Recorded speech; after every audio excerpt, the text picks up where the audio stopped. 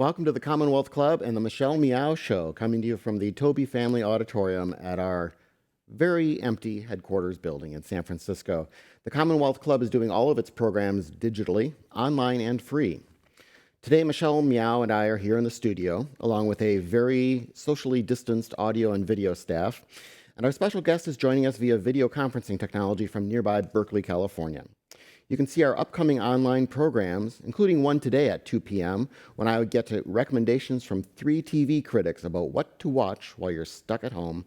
You can find all that at commonwealthclub.org/online. On our website, you can also find ways to support the club during these uncertain times. And now, I'd like to introduce Michelle Meow. Good. It's good to see you, John. Good to see you. Despite everything that we're going through, and it definitely just feels nice. I forgot how much I really do enjoy human beings.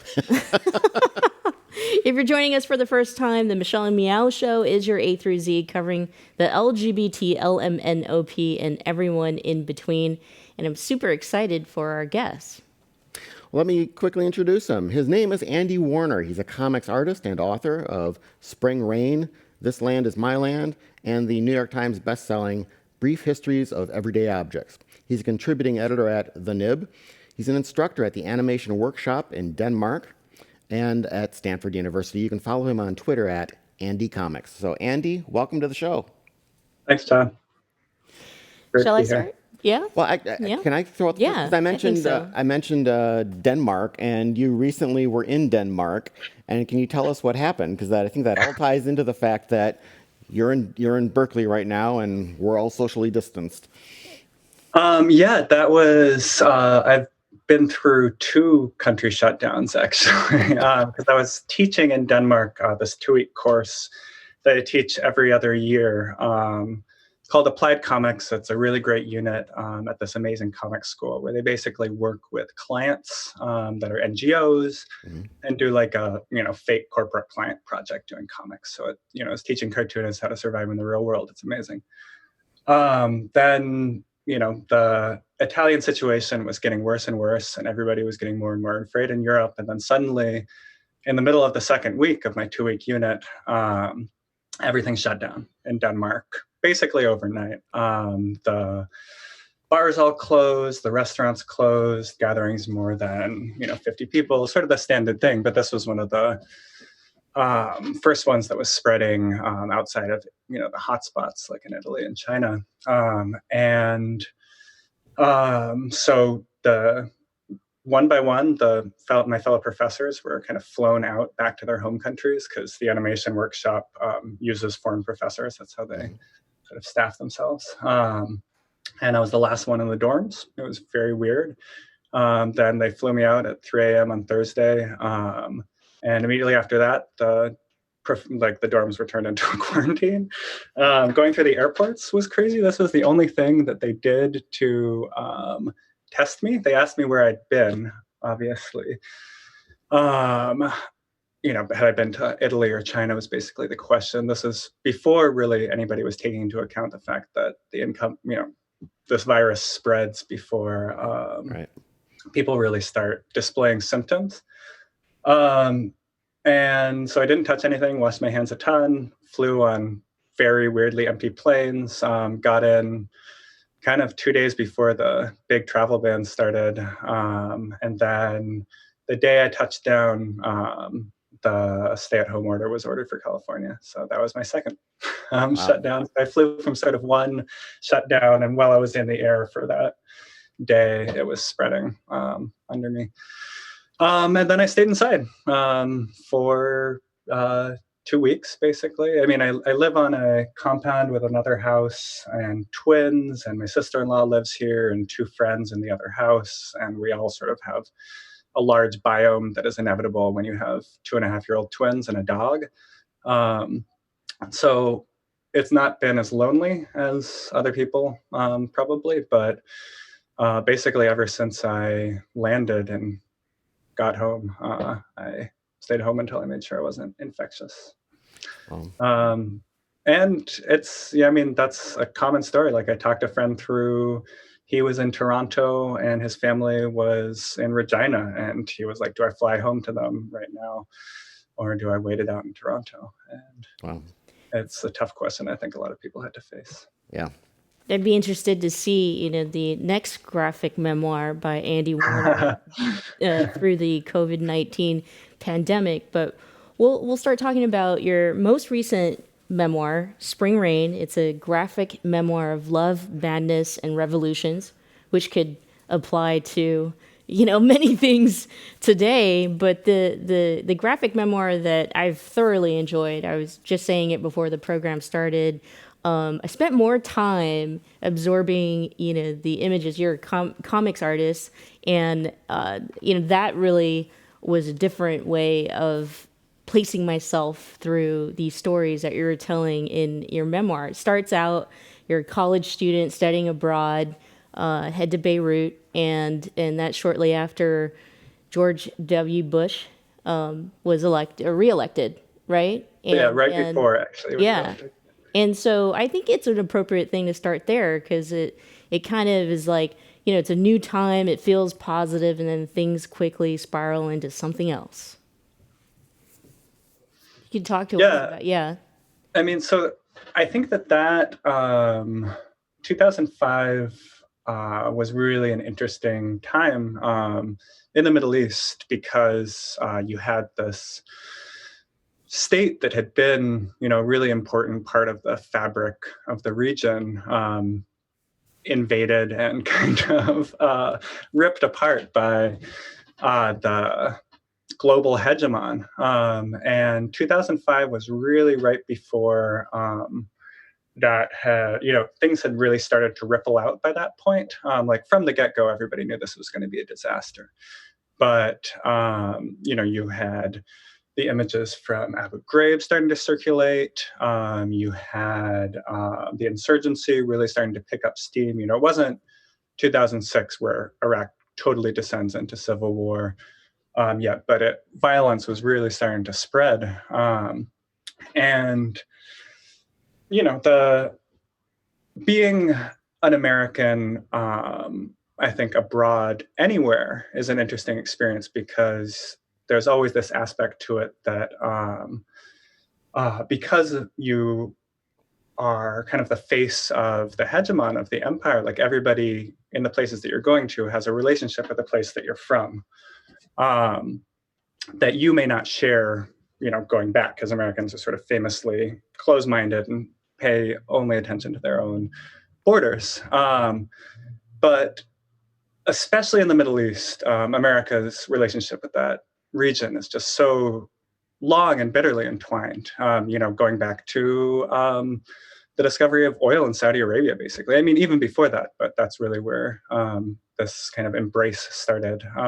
We've toppled regimes, we've invaded places. And so I think it's never not a weird time to be an American in the Middle East, and rightly so. But 2005 was sort of the beginning of this very unstable era. I mean, 2003 really was with the Iraq War, but you could start to see it really starting to curdle by 2005.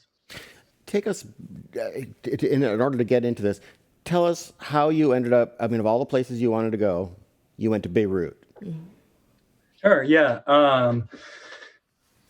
When you're young, your life is kind of this weird series of accidents, and you end up in these places. Like I went to college and knew that I wanted to study some sort of literature.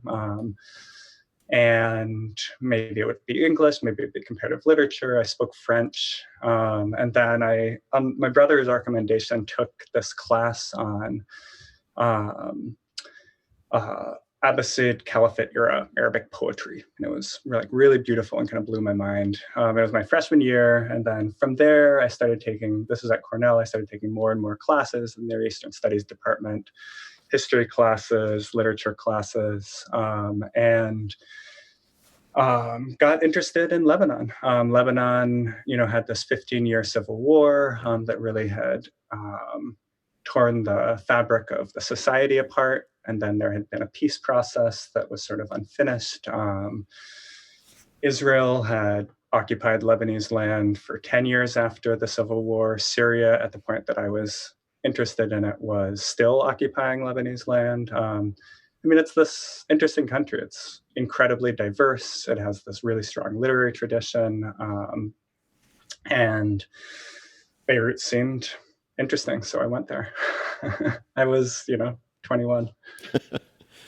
21, and I think, well, John, we both remember that moment, 21, and being adventurous and wanting to learn, and also at the same time starting to understand at least politics, not just in the classroom, but in your own experiences. And so it kind of described to us one of the questions that came up for me, which was when things started to get really bad, suicide bombings, some violence, and mass protests, that didn't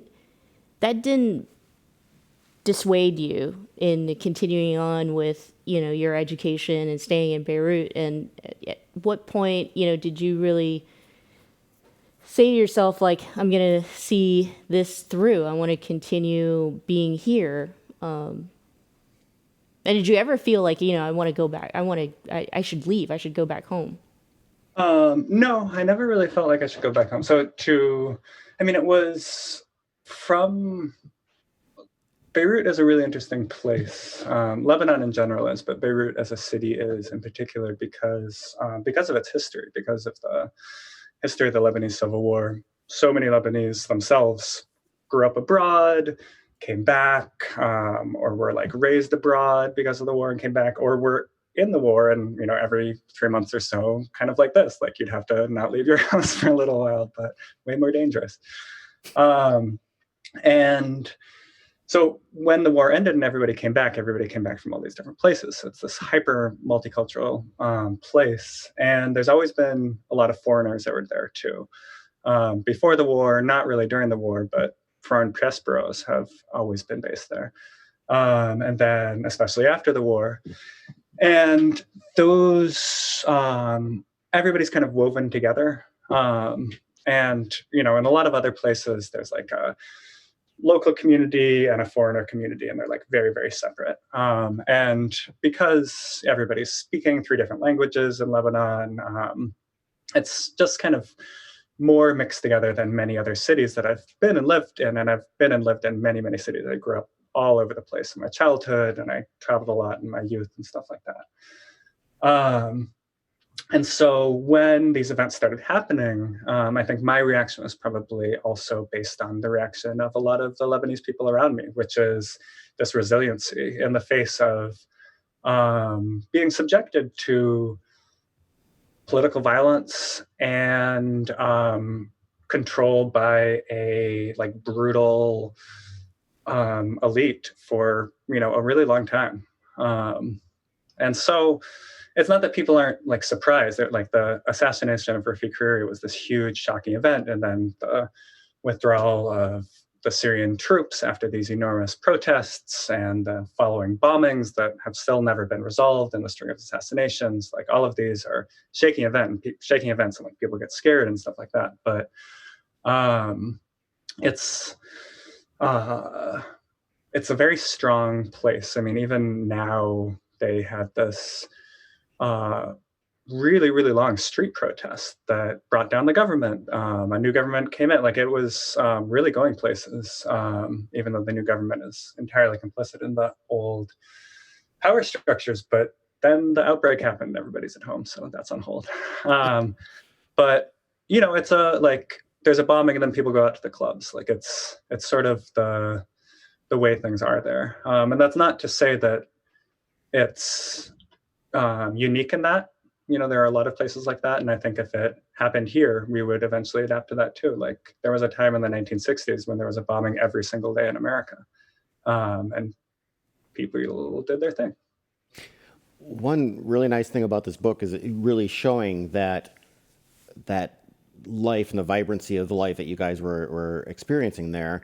Whereas, obviously, again, talking about Americans with blinders, I think generally the assumption of so much of the Middle East is that it's extremely conservative, and and you even have a story in there where one of the people you meet is talking about how he'd been in Iran for a short time, and could you explain what he talks about, how kind of the nightlife that he finds there, and I think people would. Yeah, these huge raves that were like out in the rural, behind like way out in the wilderness, which is stuff that I actually remember from growing up in California that was similar. Like the thing that was an interesting thing about, I guess, being abroad, starting when I did, was I'm from this generation that came of age with the internet. Like when I was a kid, we didn't have the internet, and we got it when I was a kid. And we got computers, and the computers got better, and we had AOL and stuff like that. And these connections and subcultures and ideas spread everywhere. Like I have friends, who like grew up playing D&D in Beirut and stuff like that. And so like hipster cultures, drug subcultures, queer subcultures, like these networks exist everywhere. And in the age of the internet, everybody was like learning from them and doing these things. And it kind of blew my mind that this guy was talking about a rave in Iran that, if you probably has the same music and the same lights, and it's just a different language that the people are speaking. Same drugs too.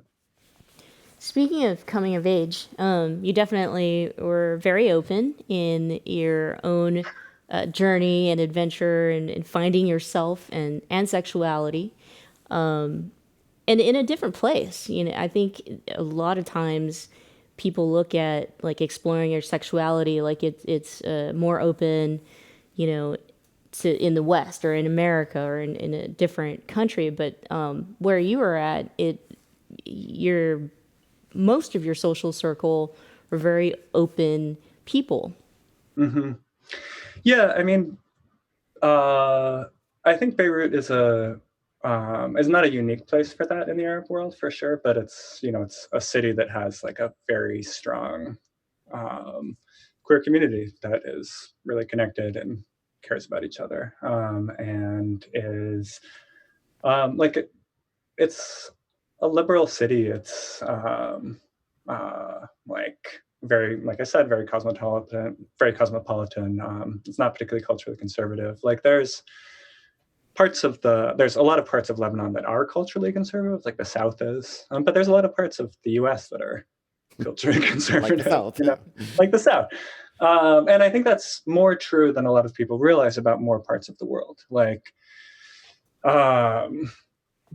in like even in places that are more culturally conservative than Lebanon, like in Egypt, there are, hipster communities where it's like totally normal to be like pretty out. And it's like, I think anywhere where you go in the world, you can, not anywhere, but we're a lot more alike and connected than I think we realize from sitting where we are in the US. So at the beginning of this book, you had broken up with your girlfriend. Yeah. And head off to Beirut, and you fall in with a group of friends who, largely or a fair number of them were LGBT of one sort or another. Mm-hmm. What did you gravitate to them? Did they just find you? Was it luck of the draw who you hadn't hung out with? How did that? I think it's both, honestly. I mean, I don't really talk about this in the book, but a lot of my friends throughout my life have been gay men, really. Like my best friend in college, Steve, who I now live with on this compound out here. My best friend from middle school, is still one of my best friends. I've never entirely felt super comfortable with sort of traditional cis, like masculine straightness, like bonding, I guess. I don't really know how to phrase that, but like I've always, in most places that I've ended up, been on the fringes or very involved with queer communities, but like my own sexuality is kind of mostly presents as straight and kind of has been that way in my life, with exceptions. But yeah, so I don't think it wasn't crazy, basically, but It's probably a good time to bring up your father's career. yeah, it's a really disrupted childhood. Talk a bit about that, if you would, both and how it formed you, but also in Yeah. particular what he studied, Yeah. what you took. Yeah. So yeah, my so my dad studies sex changing fish. He studied a bunch of different kinds. The two ones that he studied most were sheep's head and bluehead wrasse. Bluehead wrasse sort of shaped my childhood. We would follow his research around in different research stations. I grew up in like Corsica, Panama, St. Croix, Japan, England, all over the place. We mostly stopped moving around by the time I was like 6 or 7, and would stay in the States for 9 months out of the year and then spend summers at a research station. So we were gone 3 months out of the year and back 9 months. And his research is really interesting. It's like all of the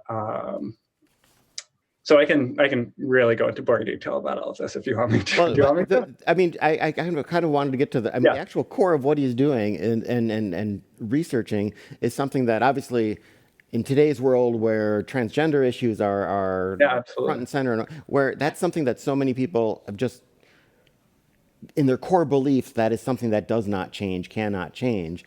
Yeah. And the fact that your father's been studying this happening in other living organisms all his career.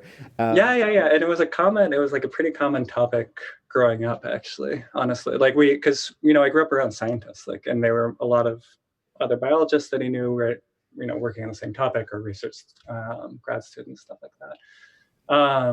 Yeah, it's super common in fish and amphibians because you're just like changing what gametes you shoot,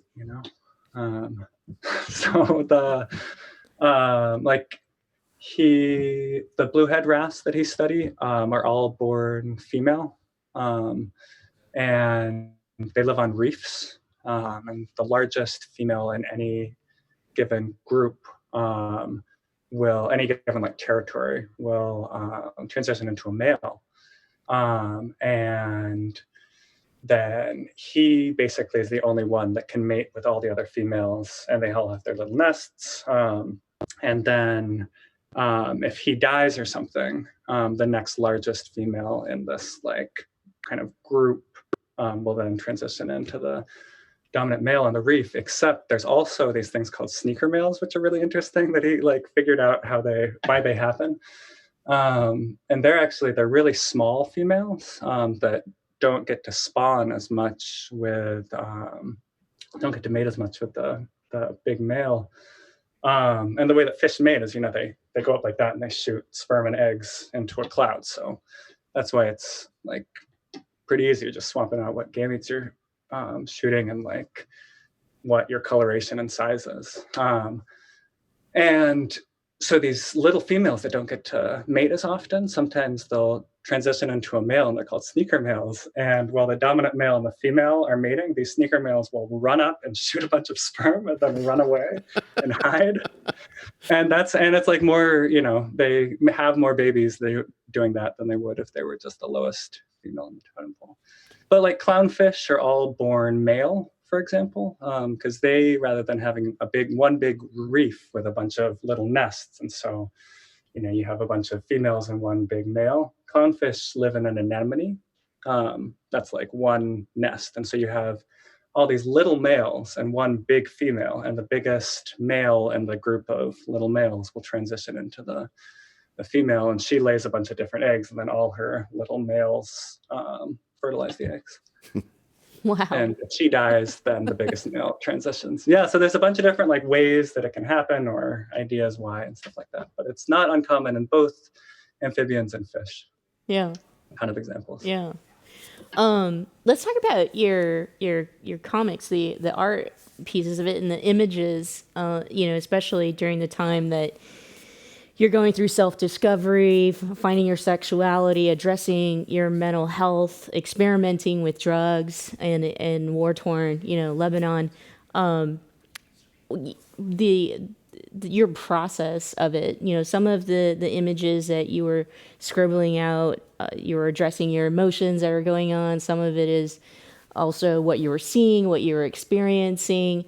What was the describe the process for folks who don't have a copy of your book, or aren't as lucky as I am because I have it in my hands. It was kind of hard, actually. I mean, it's about, in a certain way, it's a book about a mental breakdown, one that's haunted me for the rest of my life, and had echoes, and in ways that I think about it, I can find roots and things like that. But because that happened at the time, I'm not the most reliable narrator, kind of, for the project. But it's interesting because I have a bunch of different sources. So I had a diary that I was keeping. I have my own memories. And the diary that I was keeping, that gets weirder, and I start drawing these weird things. And I always draw weird things. I mean, that's my job. My handwriting changes. I start getting like paranoid in it in this kind of distressing way, and find these like weird aches, and like it just gets like very. And so that's expressed in the diary. I have a blog that I was keeping online to update my parents on whether or not I was doing okay and sort of the continued political situation. And that, of course, has dates. I stopped dating stuff in my diary after a certain point, but I can cross-reference that with the blog. And then I talked to other people that I knew then.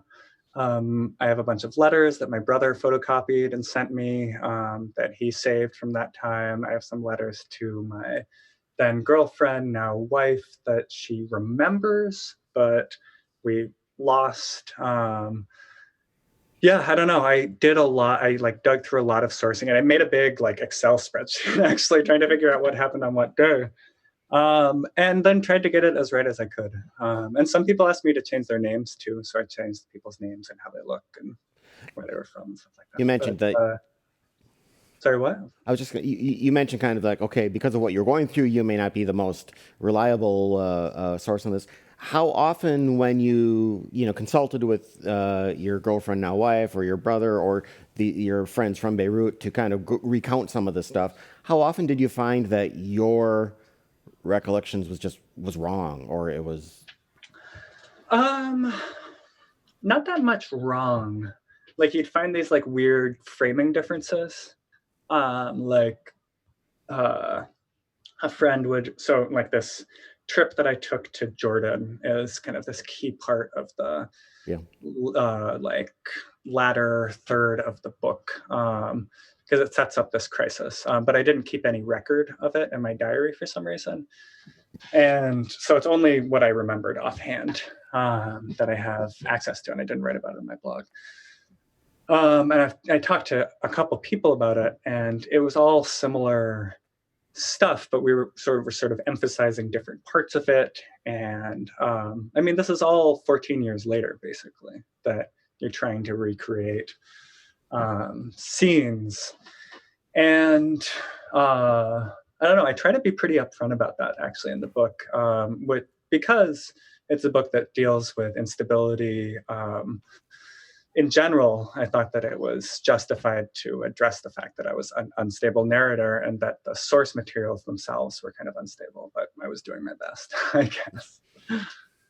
It's interesting you say, an unstable narrator when, for me, this is my first graphics memoir that, I've read from beginning to end. It took me way longer than it would normally take me to read, a memoir written.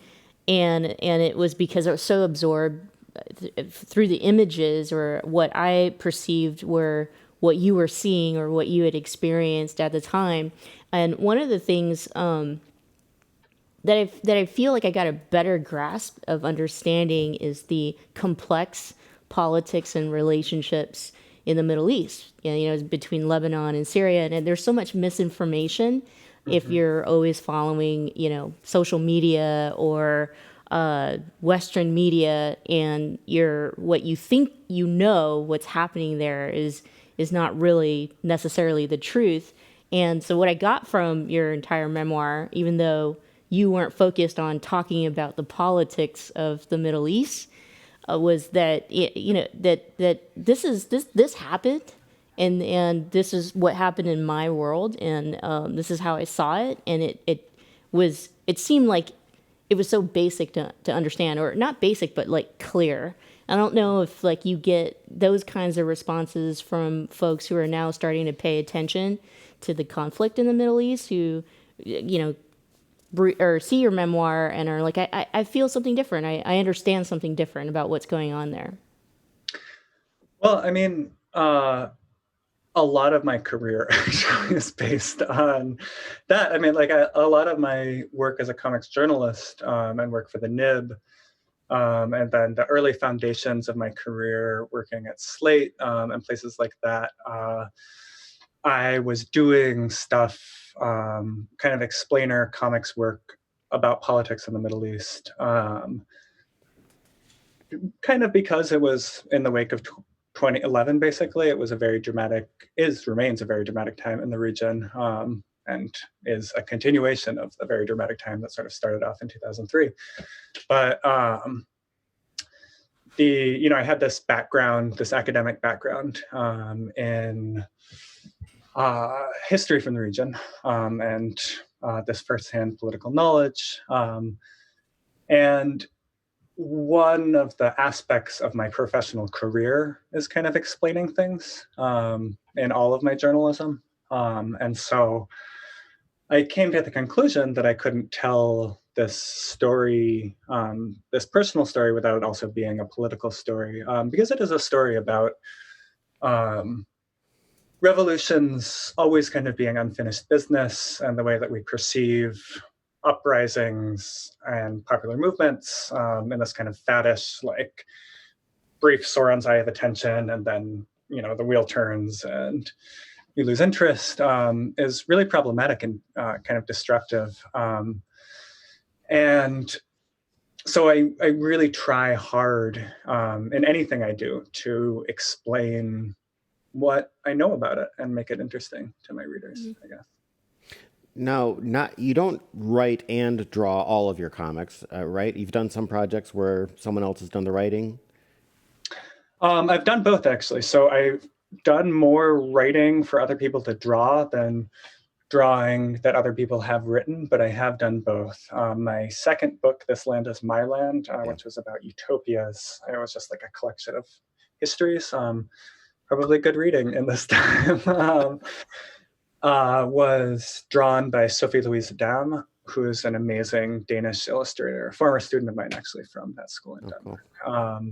And then about probably a third of my Nib work is drawn by other people.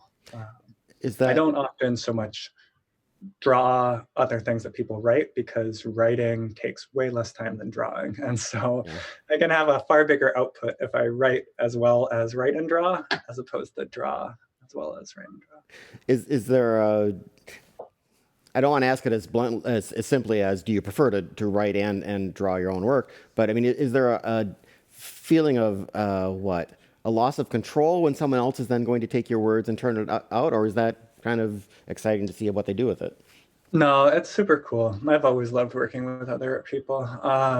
It's really fun I actually get very little stage direction when I write. I write really sparely. And so there's nothing to really be disappointed about, because when I'm working with another cartoonist, it's almost always somebody that I have either edited personally in the past, so I have like a close relationship with, or I've written for before, or like I really know their work. And so I trust them a lot, and I want them to make visual decisions that I would never make. And This Land Is My Land is like a great example of that, because Sophie took this idea that I had of just like cataloging and creating like an organizational matrix for people's weird utopian projects, and then telling these little histories about them, and gave it like this art style that's super whimsical and amazing that I would have thought of. The memoir Spring Rain, it's your story, and so it's very personal, and also stories of other folks who were in your life. And John mentioned it earlier. It starts off with a breakup. You're heartbroken, still miss your ex-girlfriend throughout being in Beirut, but you do mention that you come back home and you reconnect with your ex-girlfriend, got back together, who's now your wife. I was just curious what that reunion, what was it like? What led up to it? How did it happen? Because You have to wait for the sequel. I mean, I'm very curious because I mean, she was just such a. I felt like she just kind of held all these stories together in a lot of ways. Some of the distancing that you were doing with the relationships that you had developed over in Beirut with friends and partners or hookups.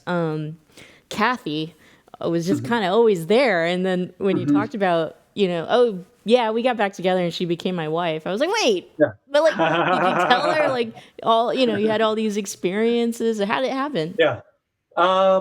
It took some doing. I mean, we got back together, we broke up again, we got back together, we broke up again. We broke up for like 3 months, we broke up for 6 months, and then we just realized that everybody else, we dated other people during those times. And then we kind of realized that I mean, we've known each other since we were 18, I think was part of it.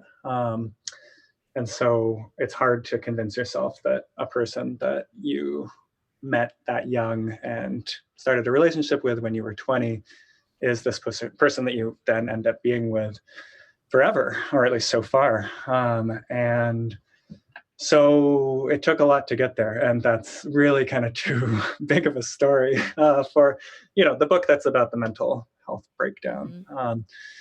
But she's an amazing person. I mean, she is fascinating, and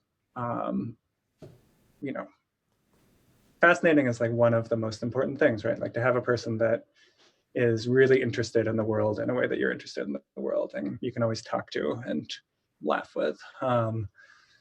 And you find this thing that works, and it kept working and still does. I mean, she's taking care of our kids and putting them to bed while we're locked under a pandemic so many fucking years later. I don't know. You never, I think, realize at the time that you've got that story that ends up being that one.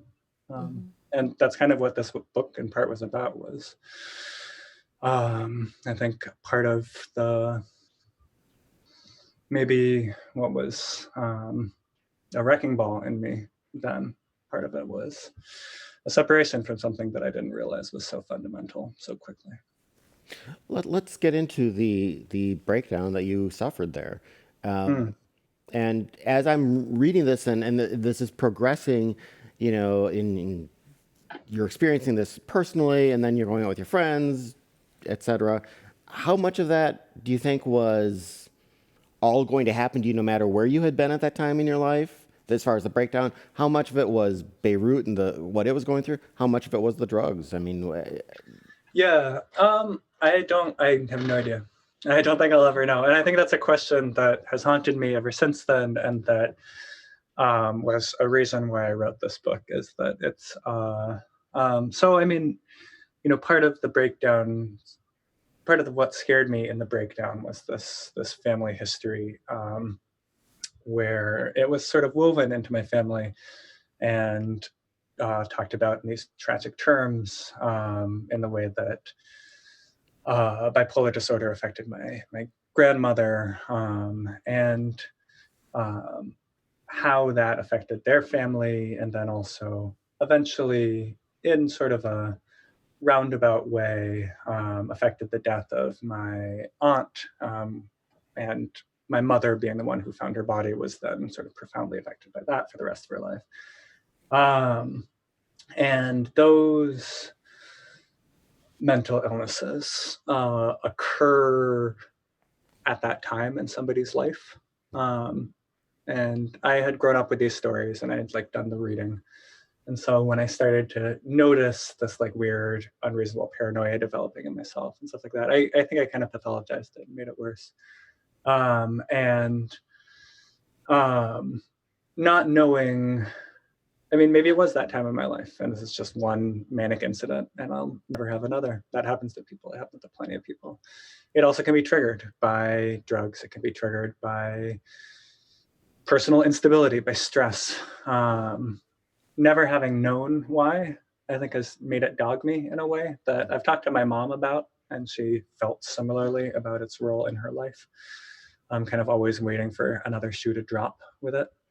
And I wouldn't say that I'm entirely out of the clear with that. I mean, working on this book was a very difficult experience, actually. I mean, comics take a long time. It took 2 years to make. And so I was sort of living in that self again for 2 years. And it brought back some bad stuff that I didn't necessarily want brought back. And so I went to counseling. I sought out new medication and seeing what works. I mean, I think that mental health is kind of a lifelong thing. It's not like a problem that you solve. And figuring out how to be okay with that and how to have the people around you be okay with that, I think is an important part of dealing with it. Yeah, it's so hard to talk about mental health in a lot of ways, especially when it's about yourself and could be uncomfortable. Curious to know, since you put out the book and were so open about the breakdown and still so honest, even about after the fact, you're not in the clear, still coping, managing, moving forward.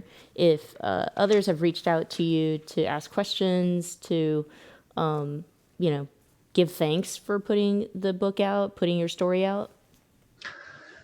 I mean, I think that I've definitely had more conversations with people about stuff, like even friends actually have talked to me about their own stuff that isn't necessarily the same stuff. I do think that maybe writing about things that make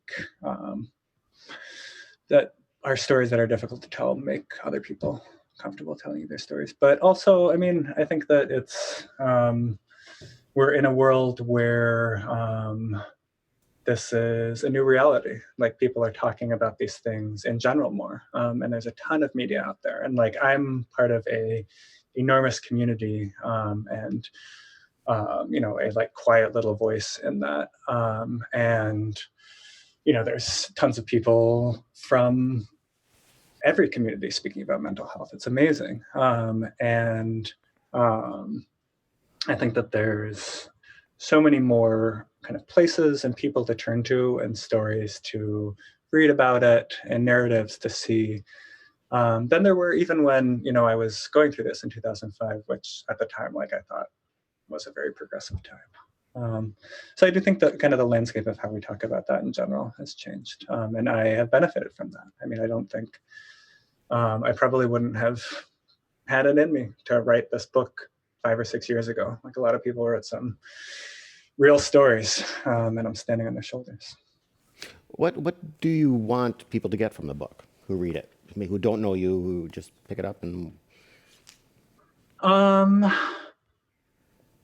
Well, one thing actually was something we talked about earlier, that the world outside of our doorstep is a little more complicated. That, there's places out there that can be critical of America and have justification for it, and have their own histories that are very real. And that there's people out there that are probably more likely like you than you'd think. I think that's something I really want people to get out of it, in the background. And then, I don't know, personally, it kind of felt just like a story that I had to do. It was haunting me for a long time. I tried to do it a bunch of times before and just ended up not doing it as well or as honestly as I wanted to. And it was sort of the reason why I started doing comics in the first place. Again, like I grown up doing them nonstop. And so doing that was necessary to me. And now that it's done, I don't have to think about it as much, and doing another project. So people can kind of get out of it what they want to get at this point. It's out of my hands. Yeah. You know, identifying as a gender nonconforming queer lesbian.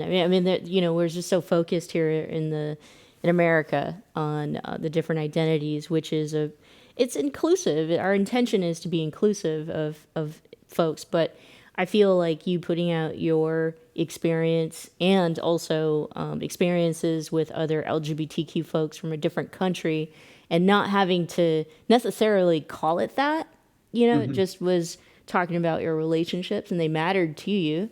That there's this element of other people around the world who may not feel the same as we do here, where, you know, these labels are really, really, really important.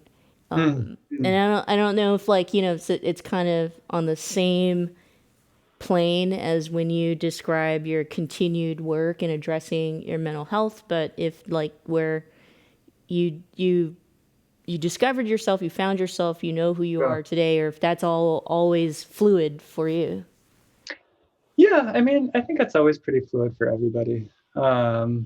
Like with mental health, like life is just this long thing that holds some pretty shocking surprises in it. And I think that anybody that says they're stable in any aspect of their life is fucking kidding themselves. I'm sorry, I shouldn't have sworn, but you know, It's okay. I think we're just on the internet. yeah. So I mean, like, there's this great,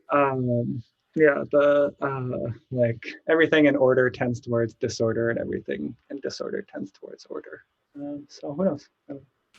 Which applies to what we're actually going through, and that's the thing is like, we're so super hyper focused, which of course, you know, people understand why we're hyper focused on this pandemic that's, you know, such a disorder and it's upending people's lives and it's such a huge impact, like around the world, right? It's But wild. the way, the way you connect with, I mean, I'm a stranger actually at the end of the day. I've never met you in person. I'm connecting with you through your book, but you tell stories about, you know, this. We could be going through the most chaotic, disorderly time, and you know what is part of the resilience in getting over some of the hardest things in life is you know, connecting with others and learning from others and finding yourself, loving yourself. So I really appreciate your book during this extremely challenging time, a time that I'd never imagined I'd be experiencing in my own lifetime. Isn't it wild? It's like epoch making. It's really, it shakes me in a way that nothing else has kind of shaken me.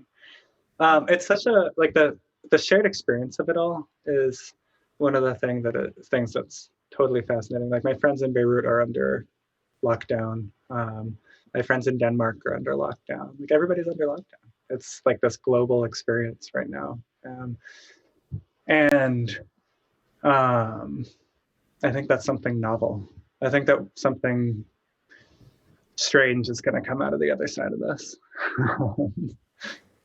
I don't know what it is, but I think something strange is. I mean, one aspect of what you said actually just touched me, because, like, you talked about the way that, so resiliency in societies, and one of the way that the Lebanese build resiliency in their, you know, in this amazing place, in this amazing city, is, you know, not letting the bombings close the bars, like going out and stuff like that, and having this, like, amazing, super vibrant, like, going out culture and arts culture. And this is such a ghostly cataclysm, because that's kind of how we naturally try to build resiliency in the wake of disasters and come together, is all going out together, and you can't, and the streets are empty. So it's good to talk to you. Good point. Well, Michelle, of course, is a stranger to you. I, of course, have known you for 14 years or something like that. Yeah, you met me the year after all this Yes, our viewing audience should know. Andy was the first person I hired when I came to the Commonwealth Club. He was our designer and art director, and one of the things we really benefited from was the illustrations you would do for our magazine, and it really gave it character, and I've always loved that. Yeah. We've got, I think, a few examples of the artwork, and I wanted to share them with our viewers. So. So this one is early in the book. Tell us what was happening here. I mean, this kind of gets to where you, as the American over there, while everyone else is kind of, I mean, you're always seeing you kind of in a bit as a representative of the United States. Yeah, well, I mean, one thing that's interesting actually about being an American abroad is that you always have something to talk to people about. Because everybody always knows your fucking politics, because it sort of governs whether or not they're about to be squashed like a bug. And so, or, you know, and I mean that in like a regional sense, right? Because like we're sort of this like big, unstable, like buffalo of a country, right? That like kicks over things and like ruins a region for generations. And so everybody follows our elections. Everybody like knows like when there's a political fight, because their media covers it. And so, especially being abroad then in the wake of the re-election of George W. Bush, which had happened in November, you know, 3 months prior to me going there, everybody was just like, holy smokes, like, how can you guys be so dumb? Like, this guy just like toppled Iraq 2 years ago. Like, we can already see it going wrong. Like, how could this happen? And I was a young lefty, and everybody I was hanging out in Beirut with were young lefties. So we were just kind of just as flabbergasted as everybody else. So we spent a lot of time bitching about American foreign policy that spring. Just think how it's going to blow their minds when Donald Trump is reelected. Let's go to the next. You heard it here first. So this was, let's see. Yeah, this is smoking hash with my friends, and a friend of mine, Sammy, I call him in the book, told me a story about why he believes in ghosts. Oh, yeah. Seeing this ghost. So he didn't grow up in Lebanon during the war. He grew up in the States, but his cousin from this village that we were actually, I think we weren't staying in that village at the time, but we stayed there later, was killed in the war. And he had this vision of his cousin's ghost while he was on mushrooms as a kid.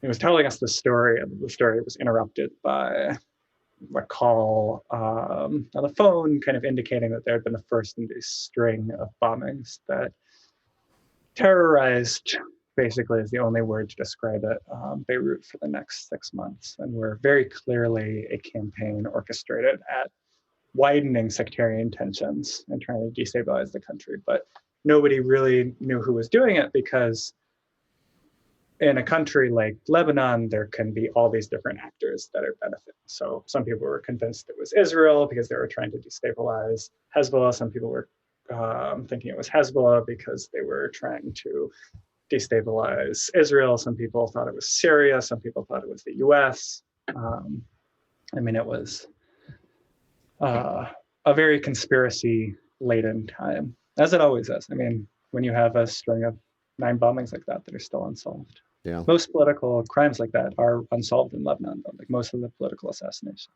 Yeah. Let's go to our next slide. Yeah, they're good examples. So since 1976, no political assassination has been sort of properly solved. And the Rafiq Hariri assassination, the one that kind of shaped my time there, they issued arrest warrants. This UN tribunal was formed, a special, it's kind of the first time it ever happened, special tribunal to investigate this, because for obvious reasons, like everybody was like really afraid that investigating it internally would spark another civil war, and the country would unravel. And so they kind of outsourced it. And the UN issued arrest warrants for Hezbollah members, but they vanished. So that's kind of the closest anything has ever come to being solved, but most people even still within the country dispute that and have their own pet conspiracy theories about what really happened. Okay, well, to see more artwork, you're going to need to pick up a copy of Spring Rain. And what was the publication date on that? It came out at the end of January of this year, so great timing. But not much of a book tour, as you can imagine. Okay. Do you want to call for questions? If anyone's watching us on YouTube and has a question, you can ask it there. But I have a question that I thought, because there's a few times throughout the book, we kind of see these caged dogs that are outside. Was it outside your apartment building, or? Yeah. What was the story about that? That was the one thing I was kind of looking for some resolution. I was like, did they die? Yeah. Did someone release them? Did you ever feed them? No, I never fed them. I mean, one thing about nonfiction, writing nonfiction, which is kind of my whole life, right? Like my books are either history books or memoirs. When I do freelance work, I usually do as a journalist. I teach comics nonfiction. The great thing about nonfiction is sometimes it just hands you stories that are just like, yeah. So there was actually, starving dogs locked up outside of my apartment. And I wrote about them in my diaries constantly. And, this great image that I then went on to later mine. A strange thing about that time in my life, actually, was this, I had this kind of unshakable feeling that I was a character in something that I was writing later on. So I think I was really on the lookout for literary devices, maybe, in my unravelment. But I really latched onto these dogs. And yeah, they're still there. There were still dogs when I went back in 2017 to that building to take reference photos. I'm sure it's the children of the dogs from 2005. But. Well, it's funny what you mentioned about there sometimes just are things that don't resolve themselves in nonfiction. But I remember reading an interview with, and I apologize, I'm not going to remember the author's name, but he wrote the Inspector Wallander mystery novels from Sweden. And he will often have things in his books that, such and such happens and that never gets resolved. It's a side bit, it's something like that the inspector's not sure if it plays into the murder or whatever. But the author was asked about this one time, and he said, well, that's how life is. Mm-hmm. Sometimes this stuff that just has no, you just don't end up learning what it was or how it plays into the greater story, if you will, of what's going on. So you kind of captured that, I guess, with the dogs. No, for sure. And I think in a greater way, the story of that crisis, both politically and personally, it's true that neither of them really have resolutions. I still struggle with these things, not at the critical level that is depicted in that book, but they're still a part of my life. And the Lebanese political scene is still totally bizarre and effed up. And, there was, like I said, 100 days of protests in the streets just recently. And it was really inspiring. And then the hammer of the virus fell. So I think that it's always easy to look for convenient narratives, but I was sort of writing a book specifically about two narratives that don't have easily wrapped up endings. Mm. And so that was a challenge that I just leaned into and tried to talk about in the book a lot. Well, we're all sheltering in place or locked down, most of us at least, especially here in the San Francisco Bay Area. I know that this memoir had just been released earlier this year, but is it mean of me to ask, what are you working on now? I mean, we got a lot of time. I've got a new project. It's great. It came in right under the wire before society collapsed. Mm-hmm. So my next project is a total 180. It's more similar to my first book, Brief Histories of Everyday Objects. It's YA nonfiction about the relationship of humans and animals. It's called Commonplace Creatures, and it's sort of about domestication, about commensalism, so pests, rats, mice, cockroaches, stuff like that. Any animal that's super successful in raw numbers because they hitched a ride to us. And for middle grade readers, it's been super fun to research and write. So I turned in the script to my editor. She's reading it right now. I'm like steaming away on it. Right now, I'm mainly watching my kids, obviously, because their school is out. And my wife's job just got a lot more intense. Well, I'm waiting to hear back from my editor. So I've got the twins. But once society is rebuilt in whatever fashion it's rebuilt, I've got to do a project. And hopefully it'll be a lot easier mental health wise to work on. But Well, so being I able think it to, will. sorry. So being I think able it will to, be. I mean, it's the one thing I learned about this last project actually was that the content of what you work on affects you. And so no. I made a real effort to choose the next project that would kind of make me really happy and excited. Puppies and kittens. I mean, you've kind of got and tell me if I'm wrong, but I mean, back when you were first starting to think about, I want comics art to be my career. I mean, you've kind of got the career I would think you might have been dreaming of then. I mean, your first book becomes a bestseller. I mean, that does not happen to all of you budding writers out there. Your first book probably will not be a bestseller, even if it's a gem. What was that like? I mean, was that the moment you realized, okay, hey, this is going to work out, or did you know that beforehand? Yeah, I mean, kind of. But also by that point, I was working. By that point, I was really doing it full time too, like in the form of comics journalism for the Nib and a bunch of other places. So I kind of my career took off in as a comics journalist and as an author, sort of simultaneously, but separately, I guess. Like there were different paths that had happened, but it happened at once. No, it's great. I am incredibly thankful and like recognize my shocking amount of privilege in achieving being able to do this all the time when I don't have to watch my kids, which is most of the time. Like they're in preschool. This is my full-time job when society hasn't ended, and that's amazing. I think a big part of that is the nonfiction aspect. Like it's weirdly easier to get work specializing in that. Like that allows me to work as a journalist. It allows me to work as an essayist, as a memoirist. There's all these different ways you can do nonfiction. Whereas with fiction, it's kind of just doing the fiction, with a book or whatever. There's other ways you can make a living, but the being able to get as much work as I have, I think has to do with that specialization. Which, I mean, as you recall, I was already even dancing around this at the Commonwealth Club. I remember making Spring-Heeled Jack while I was there. Do you remember that comic? It was this like little 4-page comic that I made. I think probably my first nonfiction work. Yeah, I don't know. It's always been something that's interested me. When I went to grad school for it, that was when I recognized that I was like not good at fiction and I was good at nonfiction. And that was when I really specialized. And after that, my career sort of came together. Well, thank you so much for Spring Rain. I'm truly going to cherish it, share it with as many people as possible. I think everyone should definitely have a copy. Whatever's going through, your mind, your heart, your body, especially during this pandemic. I think we're out of time. I don't know if you have some short parting words for our viewers during this chaos.